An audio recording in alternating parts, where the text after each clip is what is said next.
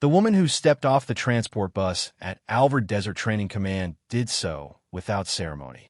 She carried a single duffel bag, its fabric worn soft and thin in places, and her papers were in a simple manila folder clutched in one hand. The wind, a constant, abrasive force on this high desert plateau, immediately whipped her dark hair across her face. She did not flinch or brush it away.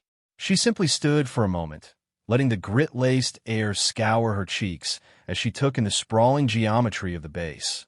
Beige buildings, shimmering asphalt, and the vast, unforgiving sky. Her name was Alara Vance, and her transfer orders identified her as a GS for logistics analyst. In the rigid hierarchy of a place dedicated to forging elite aviators, this made her less than a ghost. She was administrative ballast, a name on a roster, a rounding error in the base's operational budget. The two young airmen assigned to escort her to personnel barely looked at her. They saw a woman of indeterminate age, neither young nor old, dressed in civilian clothes that were neat but forgettable. She was in their immediate and unspoken assessment, baggage.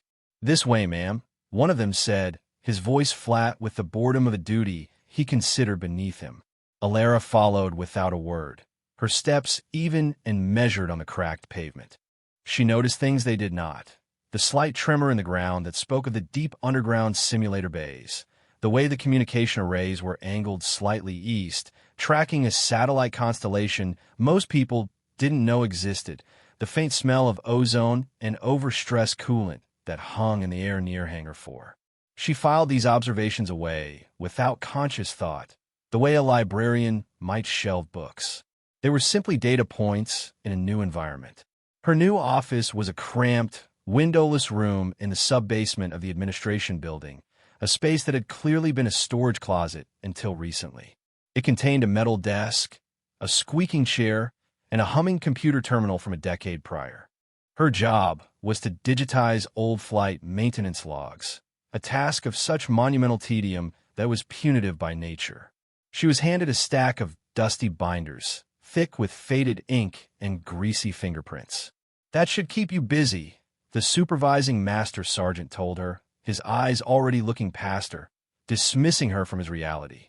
Alara sat, pulled the first binder towards her, and began to type. Her posture was perfect. Her fingers moved with a quiet, economical rhythm.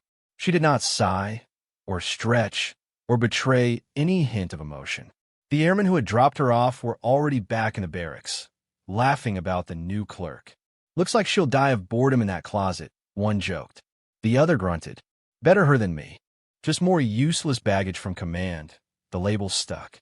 Within a week, she was known simply as Baggage, the quiet woman from the basement who appeared for meals, ate alone, and disappeared back into the earth. She spoke only when spoken to, and her answers were brief and direct, offering no purchase for further conversation. She was a void, and the boisterous, ego-driven culture of the training base simply flowed around her, leaving her untouched. But in the quiet hum of her underground office, surrounded by the ghosts of old machines and forgotten flights, Alara Vance was not bored. She was listening. Colonel Maddox liked his universe orderly. He was a man carved from the same hard rock as the surrounding desert, and he commanded ATC-7 with an iron will and an unshakable belief in the superiority of his pilots. They were, in his mind, the tip of the spear, the modern-day knights of the sky. Everyone else on his base was support staff, a collection of gears and cogs that existed solely to keep his knights mounted and ready. When his adjutant placed a file for GS for logistics analyst Alara Vance on his desk, he scowled. The transfer had been pushed through from a level far above him, with no explanation attached. It was a disruption to his orderly universe. "Get her in here," he commanded, his voice a low growl. Alara entered his office with the same quiet unobtrusiveness that defined her every movement. She stood before his enormous oak desk, her hands loosely at her sides, her gaze calm and steady. Maddox leaned back in his leather chair, a predator assessing uninteresting prey. "Vance," he began, not bothering with pleasantries. "I've reviewed your file. It's thin," He let the word hang in the air, waited with disdain. No commendations. No special qualifications listed. Just a string of administrative posts at backwater supply depots. Now you're here, at the most advanced pilot training facility in the world. Explain it to me. Alera's expression did not change. My orders are to digitize maintenance archives, sir. Her voice was a low monotone, devoid of deference or defiance. It was simply a statement of fact. Maddox's eyes narrowed. He was used to people who were either intimidated by him or eager to please him. This woman was neither. She was a blank wall. I'm aware of your orders, he snapped. What I'm not aware of is why you're taking up space and resources on my base. I have the best pilots in the world here. They are training for real-world combat scenarios. We run a lean, efficient operation. We do not carry dead weight. He gestured vaguely towards her. You seem to be precisely that. Useless baggage, the insult, delivered with the full force of his command authority, elicited no visible response. Inside, Alera felt a familiar, distant echo of a feeling she had long ago learned to suppress. It was not anger, but a weary resignation. She had been underestimated her entire life, first as a girl, then as a woman in a man's world. She had learned long ago that words were meaningless. Only action had weight. I will perform my duties as assigned, Colonel, she said. You'll stay out of the way, Maddox corrected her, his voice dropping to a threatening whisper. You will not distract my people. You will not go near the flight line. You will not touch anything you're not explicitly ordered to touch. You will remain in your office, do your little filing project, and you will be invisible. Am I clear? Perfectly, sir, Alera replied. He stared at her for a long moment, waiting for a crack in her composure, a flicker of fear or resentment. He found nothing. She was utterly opaque. It infuriated him more than any argument could have. Dismissed, he spat, turning his attention to a stack of papers, a clear signal that she no longer existed in his world. Alera turned and walked out of the office, her footsteps making no sound on the thick carpet. As the door closed behind her, Maddox found himself unsettled. It was not what she had said, but what she had not. The silence she carried was heavier than any words, an unnerving stillness at the heart of his loud, aggressive world. He shook his head, dismissing the feeling. She was nothing, just a piece of administrative baggage he would have to tolerate until she was moved along to some other forgotten corner of the bureaucracy. Alera did as she was told. She spent her days in the silent, fluorescent hum of her basement office, her fingers a blur over the keyboard as she translated decades of handwritten scrawls into clean, searchable data. But when her official duties were done, a different instinct took over. She would not go to the mess hall or the recreation center. Instead, she found herself drawn to the immense structure of Hangar 4. It was older than the others, and it housed the base's collection of high-fidelity simulators. From the outside, she could feel the thrum of their massive power cores, a vibration that resonated deep in her bones. She never tried to enter the restricted areas. She would simply find a spot along the perimeter, partially hidden by a row of unused equipment lockers, and she would watch. She watched the pilots, young and arrogant in their flight suits, swaggering in and out, their laughter echoing in the cavernous space. She watched the maintenance crews, their movements practiced and efficient as they serviced the complex machines. But most of all, she watched the simulators themselves. Her gaze always settled on one in particular. It was an older model, Gen 2 F-35 simulator nicknamed the Widowmaker. Most of the hotshot pilots avoided it. Its physics engine was notoriously unforgiving, its systems prone to cascading failures that felt brutally real. It didn't just simulate flight, it simulated chaos. The newer models were smoother, more forgiving, better for building confidence. The Widowmaker was for breaking egos. One evening, as she stood in her usual spot, a young airman with grease on his cheek and a toolkit in his hand noticed her. "You can't be in here, ma'am," he said, his tone more tired than accusatory. "It's a restricted area." Alera turned her head slowly. "I'm not in. I'm here." She gestured to the spot on the concrete where she stood, clearly outside the red warning line painted on the floor.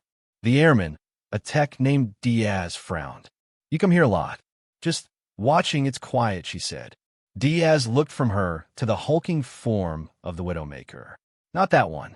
That old girl. She screams when she's angry." Ilera allowed a flicker of something, curiosity, perhaps, to show in her eyes. "She has a thermal regulation flaw in the primary processing core. The heat sink misaligns under heavy load." Diaz stared at her, his mouth slightly agape. That was a classified maintenance issue, known only to the senior techs. It wasn't in any public manual. How did you know that?" he stammered. Ilera's gaze drifted back to the machine. "I can hear it in the hum of the coolant pumps. They pitch up a quarter tone just before a cascade." She turned and walked away, leaving Diaz standing in stunned silence. He watched her go, and for the first time, he noticed something else. As she moved under a harsh maintenance light, her sleeve rode up just an inch, revealing a tattoo on the inside of her wrist. It was a dark, intricate design, almost invisible against her skin. It looked like a raven, its wings coiled tightly into a circle, as if containing some immense hidden power. He had a sudden, jarring thought that this quiet, dismissed woman knew far more about the machines in this hangar than the pilots who flew them. The thought was so absurd he almost laughed it off. But the certainty in her voice, the casual way she had diagnosed a problem that had plagued his team for months, lingered long after she was gone. The baggage, he realized, might not be empty. The pressure began to build on a Tuesday. Colonel Maddox had scheduled a full squadron readiness drill, a complex simulation designed to push his prize pilots to their absolute limits. The scenario was a nightmare. A contested airspace with multiple enemy fighters, sophisticated electronic warfare jamming, and surface-to-air missile threats appearing with no warning. Leading the simulated flight was Captain Thorne, a pilot whose skill was matched only by his monumental ego. He saw the drill as another opportunity to prove he was the best. Inside the main control room, the atmosphere was thick with tension and the smell of hot electronics. Maddox watched from the glass-walled observation deck above, his arms crossed, a grimly satisfied look on his face. This was how warriors were forged. In the simulation, Thorne was a phantom, dodging and weaving with aggressive grace. But then, things started to go wrong. Ghost signals began appearing on his radar, phantom bogies that flickered and vanished. His communication systems filled with static. The Widowmaker, the simulator they were using for the lead element to maximize the stress, began to live up to its name. "I've got multiple system failures." Thorne's voice crackled over the comms, a note of frustration creeping in. "My countermeasures are non-responsive." On the main screen, the instructor saw a cascade of error codes spreading like a virus. "What's going on?" one of the senior instructors muttered, his fingers flying across his own console. "The EW simulation is running wild. It's not supposed to be this aggressive. Try to reset the module," another suggested. "I'm trying. It's not responding." The system is locked in a feedback loop. In the simulator, Thorne's world was collapsing. His controls felt sluggish. Warning lights flashed across his virtual cockpit. An alarm blared, signaling an imminent stall. He was losing control. The arrogance in his voice was replaced by a rising tide of panic. "I can't hold her. I'm going in." In the control room, the mood soured from tense to frantic. A failure of this magnitude would be a major embarrassment. Maddox's face was a thundercloud. His star pilot was about to be killed by their own equipment.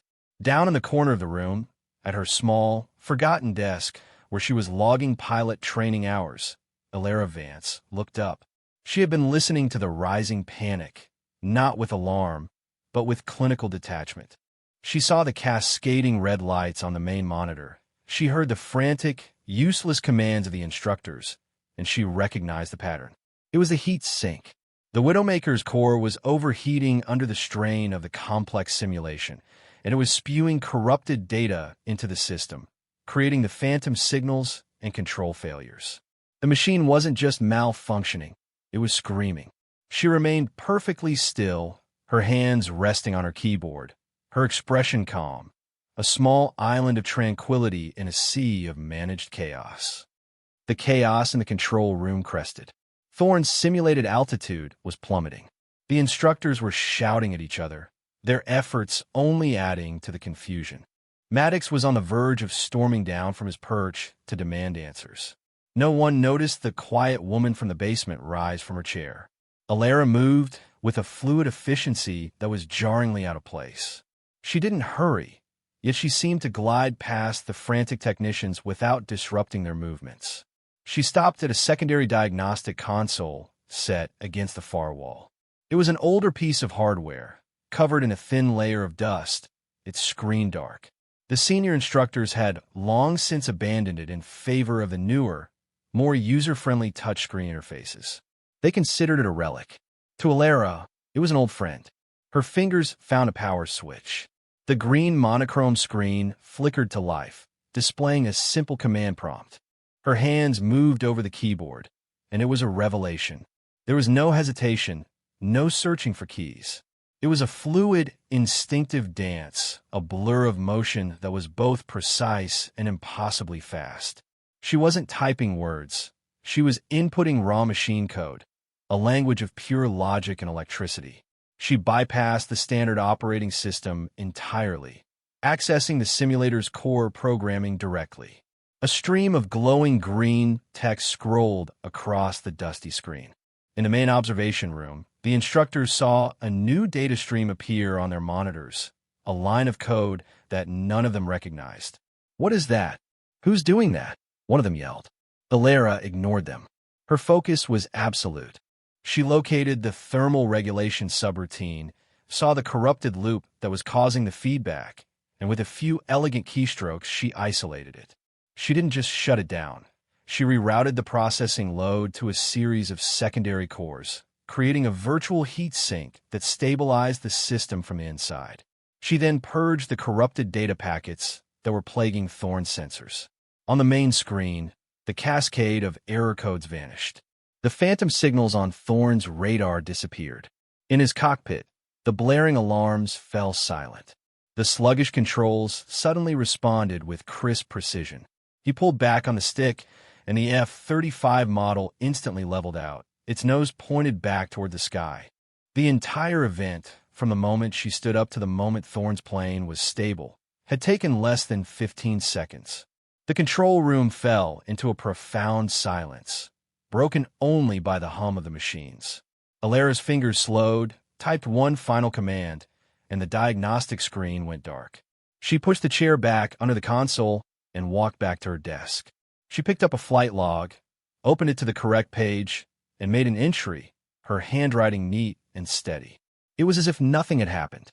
Every eye in the room was on her. The instructors, their faces a mixture of shock and disbelief. Colonel Maddox, frozen on the observation deck, his mouth hanging slightly open. She had not uttered a single word. She had not sought permission or offered an explanation. She had simply acted, her skill so overwhelming and undeniable that it defied comprehension. The useless baggage had just saved the entire exercise, and no one had the faintest idea how. The silence that followed was heavy and profound. Captain Thorne, shaken and humbled, completed the rest of the simulation flawlessly and landed his virtual aircraft. When he climbed out of the Widowmaker, the usual swagger was gone, replaced by a bewildered expression.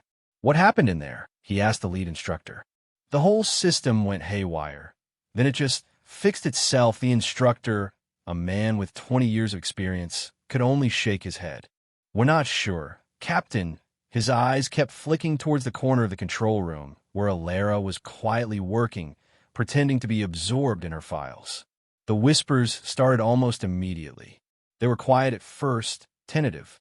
"Did you see that?" a young lieutenant murmured to his colleague. "The way she moved on that old keyboard. I've never seen anyone type like that." Colonel Maddox came down from his perch, his face a mask of stone. He walked through the control room, his gaze fixed on Alara. He stopped a few feet from her desk.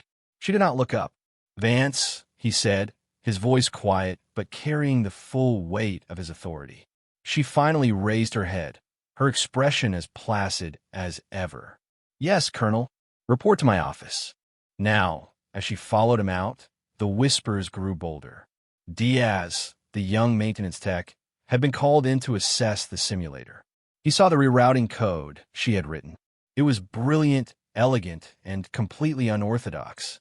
It was like finding a beautiful, handwritten poem in the middle of a dense technical manual. Her name is Vance, he told the lead instructor. She knew about the heat sink issue last week. Just by listening to it, the instructor stared at him. The puzzle pieces were beginning to form a picture, but the image was impossible. Later that day, an old master sergeant who ran the base archives overheard the story. The description of the woman, her quiet demeanor, her impossible skill with old systems, and especially the detail of a small tattoo, sparked a memory buried for over a decade.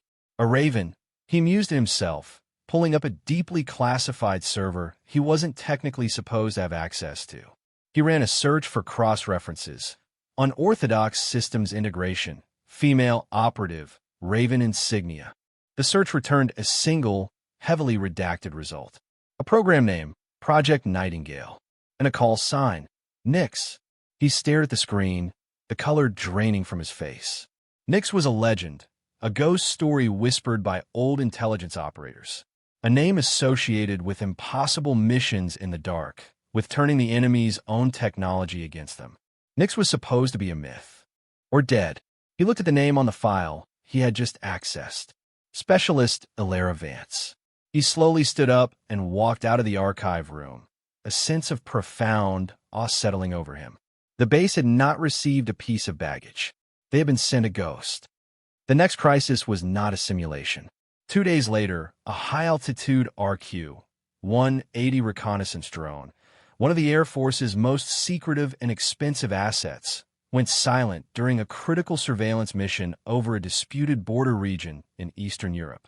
Its partner drone, Flying Escort, also lost its primary command link, though it was still transmitting corrupted telemetry. On the ground, in the secure command center at ATC-7, which served as a remote control hub, the atmosphere was frigid with panic. The two pilots at the control station worked frantically, but their consoles were a mess of garbled data and frozen screens. They were flying blind, losing all signal integrity on Ghost 1, the lead pilot reported, his voice tight with stress. Ghost 2 is on automated return protocol, but it's not responding to course corrections. It's drifting toward hostile airspace. Losing one drone would be a disaster. Losing two, along with the sensitive technology they carried, was unthinkable. The Pentagon was screaming for updates. Colonel Maddox stood in the center of the room, his face grim. His pilots were excellent, but they were trained to operate the systems, not to fix them when they broke in such a catastrophic way. His protocols were failing. His experts were stumped. Then, a memory of the control room, of fingers flying over a dusty keyboard, of chaos being turned to order in seconds, surfaced in his mind. He made a decision that went against every rule in his book. "Find Vance," he said to his adjutant, his voice low and urgent. "Get her." Now, the command was so unexpected it took the adjutant a second to process it. "Sir?" "The clerk." "I did not stutter, Major." "Move." 2 airmen found Ilera in the mess hall, eating a bowl of soup, the picture of placid normalcy. "Ma'am, the colonel needs you in the command center." Immediately, they escorted her at a near run, bursting through the doors into the high-stakes pressure cooker of the command room. All heads turned.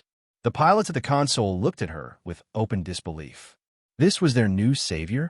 The quiet filing clerk? Ilera took in the scene with a single, sweeping glance. The frantic operators, the corrupted data streams on the massive wall displays, the tangible smell of fear. She felt nothing. This was just another system, a bigger, more complicated one, but a system nonetheless. Maddox met her halfway. He dispensed with rank and protocol. His voice was raw. "The drones are blind. We're about to lose them. Can you do anything?" Ilera's gaze was fixed on the screens. She saw the digital noise, the ghost signals, the cascading packet loss. It was a familiar language to her. It was the language of a system under attack. "I need a direct terminal to the primary satellite uplink," she said, her voice devoid of emotion. "Bypass the standard user interface." I need access to the raw telemetry bus, one of the tech officers scoffed. That's impossible. That a level 5 diagnostic, it's hard locked from the field. Maddox turned on him with a look of pure fury. Give her what she wants. Now the tech, chastened, scrambled to rig a terminal. He pulled a heavy-duty keyboard from a storage locker and plugged it in. Alara sat down, her back straight, her hands hovering over the keys for a moment. The entire room held its breath. They were about to witness the second trial.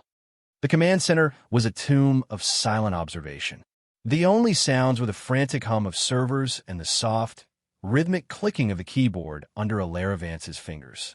She was no longer a clerk, no longer baggage. She was a conductor, and the storm of corrupted data was her orchestra. Her eyes were fixed on the screen, but they seemed to be looking through it, at the invisible pathways of information arching across the globe.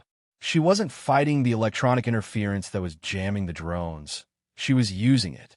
She found a frequency of the enemy's jamming signal, isolated its repeating algorithm, and began to weave her own commands into its carrier wave. She was hiding her signals inside their noise, a whisper in a hurricane. She could not use the standard controls. The connection was too degraded. Instead, she was manually inputting flight vector adjustments directly into the drone's onboard processors, one line of code at a time. It was the digital equivalent of performing microsurgery from thousands of miles away. On the main display, a new line of text appeared, clean and green against the chaotic red of the error messages. It was a single, stable telemetry reading from Ghost One. A collective gasp went through the room. "I have a heading," one of the pilots exclaimed. It's turning." While Alara worked, a priority flash message, encrypted to the highest level, arrived at the adjutant station. It was the response from the Pentagon to Colonel Maddox's urgent query about Specialist Vance's service record. The adjutant's clearance was high enough to open it. He tapped in his code, and the file unspooled. His eyes widened. He read it once, then a second time, unable to believe what he was seeing. He stood up, walked stiffly over to Colonel Maddox, and handed him the tablet without a word. Maddox took it, his eyes flicking from the calm, focused woman at the console to the screen in his hand. The file was a skeleton, most of its flesh redacted, but the bones told a story of almost mythical proportions. Vance Alara, Specialist E7. Unit, Project Nightingale disbanded. There were fragments of mission reports, so heavily censored they were almost poetry. Successfully integrated with hostile network. Neutralized enemy air defense grid using non-standard interface. Sole survivor. Operation Silent Shadow. Her specialty was listed as exotic systems exploitation and in-situ reprogramming. Her call sign, the one whispered about by old intelligence hands, was there in stark black and white. NYX. Maddox felt a cold chill run down his spine. Nyx, the Greek goddess of the night, an ancient, primordial power from which all other things emerged. It was not a call sign. It was a descriptor. He looked up from the tablet. The quiet logistics clerk, the useless baggage he had personally insulted and dismissed, was a living legend. He was watching a ghost coax two of the nation's most advanced pieces of military hardware back from the dead, not with the brute force he understood, but with a sublime, incomprehensible finesse. He was not in the presence of a soldier. He was in the presence of an artist, and her medium was the very soul of the machine. The tension in the command center finally broke when the lead pilot's voice, now filled with pure, unadulterated awe, came over the speaker. They're on final approach. Both of them.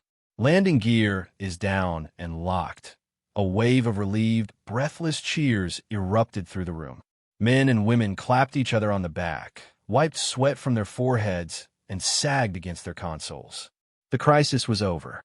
The impossible had been achieved. In the midst of the celebration, Alara Vance's fingers typed one final command string, returning control of the drones to their now functional standard interface. She pushed her chair back from the terminal, the soft scrape of its wheels on the floor cutting through the noise. The cheering died away instantly, replaced by a sudden, respectful silence. Every person in the room turned to look at her. She stood up, her movements as deliberate and unhurried as always. Her work was done. She intended to walk out of the room and back to the quiet solitude of her life. But Colonel Maddox moved to intercept her. He walked across the floor until he stood directly in front of her. The entire room, from the lowest-ranking airman to the highest-ranking officer, watched, waiting to see what their commander would do. He looked at the woman before him, this ghost who had walked into his orderly world and turned it upside down. He saw not a clerk, but a warrior of a kind he had never known. The words of his earlier dismissal, useless baggage, echoed in his mind, tasting like ash. There were no words he could say that would be adequate. An apology would be an insult. Praise would be hollow. So he did the only thing he could. He brought his heels together with a sharp crack that echoed in the silent room.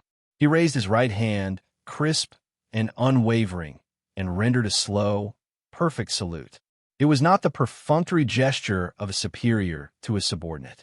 It was a mark of profound, absolute respect. A salute from one warrior to another. For a moment, the room was frozen.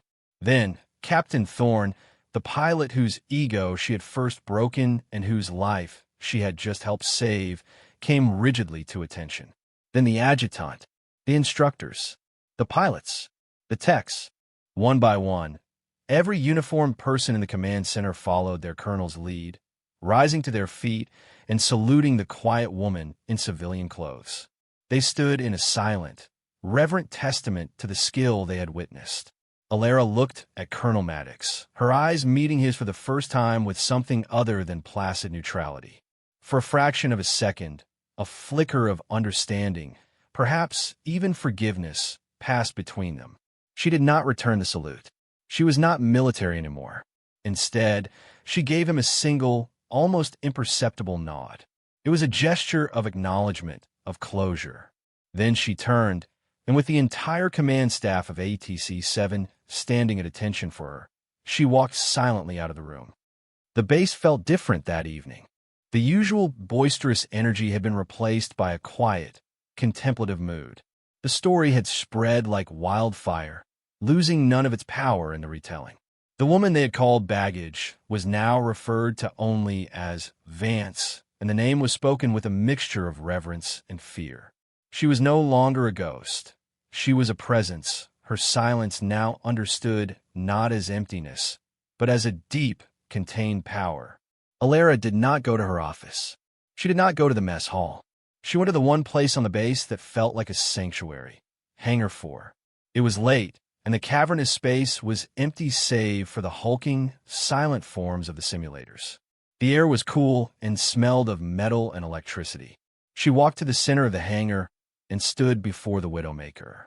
The old machine was powered down, its screens dark, but a low thrum still emanated from its core, a gentle hum of residual energy. It felt like a sleeping giant. The low, amber maintenance lights cast long shadows on the floor, and the dust motes, always present, danced in the still air. She placed a hand on the simulator's cold metal skin. It felt familiar, like the hand of an old, temperamental friend. They were kindred spirits, both of them underestimated, both considered relics by a world obsessed with the new and the shiny, yet both possessing a core of brutal, uncompromising truth. A soft footstep behind her made her turn. It was Diaz, the young maintenance tech. He didn't speak. He simply held out a steaming ceramic mug. It was coffee, black, no sugar, just the way she liked it, though she had no memory of ever telling him. She took the mug, her fingers brushing his. "Thank you," she said, her voice barely a whisper in the vast space. Diaz just nodded, a look of profound respect in his eyes. He glanced at her wrist, where her sleeve had ridden up slightly. The tattoo was fully visible in the dim light. The raven, its wings coiled in that impossibly tight circle. He understood now. It wasn't a symbol of confinement. It was a symbol of control, of immense power held in perfect, disciplined reserve. It was the mark of Nyx. He gave a small, respectful nod and retreated, leaving her alone with the machine. Alara took a sip of the hot coffee. The warmth spread through her, a small comfort in the quiet dark. The low hum of the Widowmaker seemed to shift in pitch, a soft thrum of acknowledgement, a silent conversation between two veterans who had seen too much. The dust settled around her, on a world transformed not by speeches or commands, but by quiet, undeniable competence. Her strength had been honored, not explained.